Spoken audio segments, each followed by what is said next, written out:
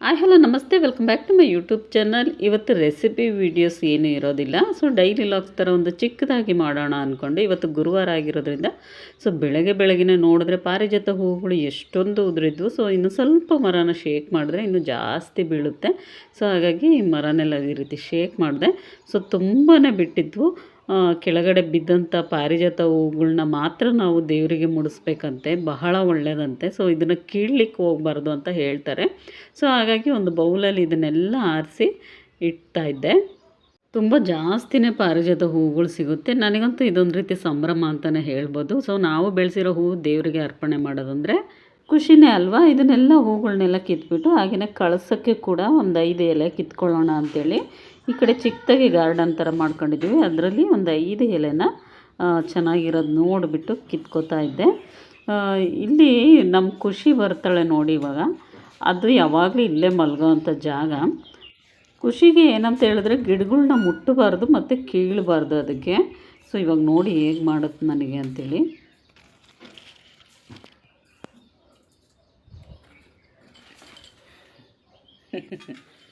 ಯಾಕೆ ಕಿತ್ಕೋಬಾರ್ದಾ?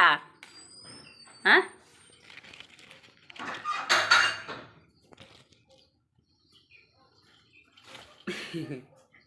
ಖುಷಿ ಹಾಂ,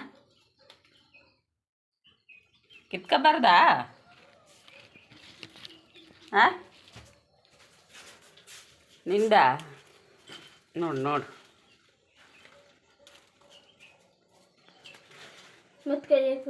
ಈಗಿನ ಯಾವಾಗಲೂ ಅದಕ್ಕೆ ಗಿಡದ ಹತ್ರ ಹೋಗಬಾರ್ದು ಮತ್ತು ಅದ್ರ ಜಾಗದ ಹತ್ರ ಅಂತೇಳಿ ಅದು ಆ ರೀತಿ ಮಾಡೋ ಅಂಥದ್ದು.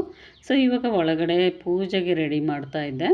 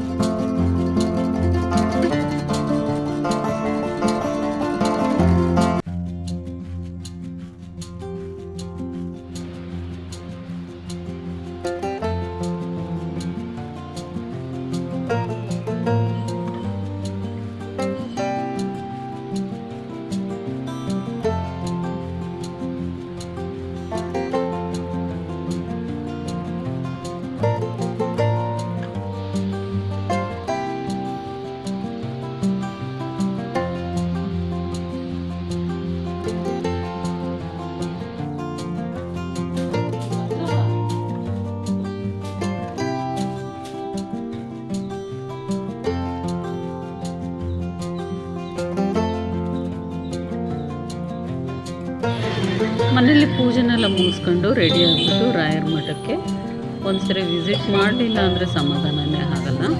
ಪ್ರತಿ ಗುರುವಾರ ಅಂತೂ ರಾಯರ ಮಠಕ್ಕೆ ಭೇಟಿ ಆಗಲೇಬೇಕು, ಇಲ್ಲಾಂದರೆ ಏನೋ ಒಂಥರ ಮನಸ್ಸಿಗೆ ಕಳವಳ ನೆಮ್ಮದಿನೇ ಇಲ್ಲ ಅಂತ ಅನಿಸ್ಬಿಟ್ಟು. ಸೊ ಹಾಗಾಗಿ ಹೋಗ್ತೀನಿ ನಾನು.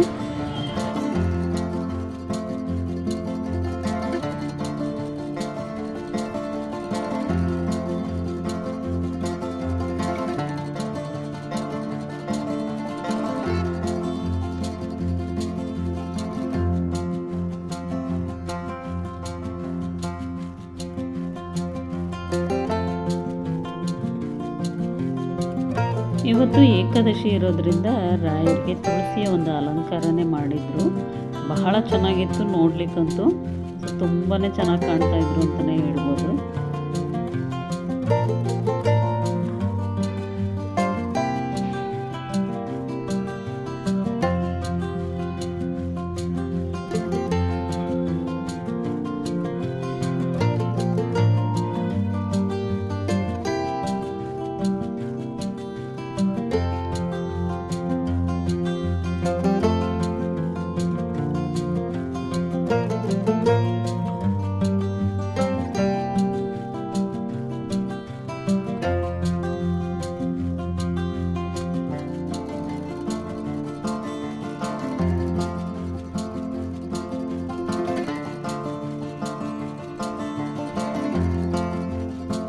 ಇದೆಲ್ಲ ಮುಗಿಸ್ಕೊಂಡು ಮನೆಗೆ ಬಂದು ಖುಷಿ ಜೊತೆಗೆ ಸ್ವಲ್ಪ ಆಟ ಆಡಿಕೊಂಡು ಕಾಲ ಕಳೆದ್ವಿ. ಸೊ ಇವತ್ತಿನ ಒಂದು ಲಾಗ್ ಇದಾಗಿತ್ತು. ಸೊ ಚಿಕ್ಕದಾಗಿತ್ತು.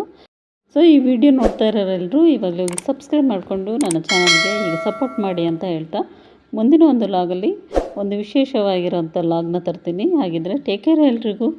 ಬಾಯ್.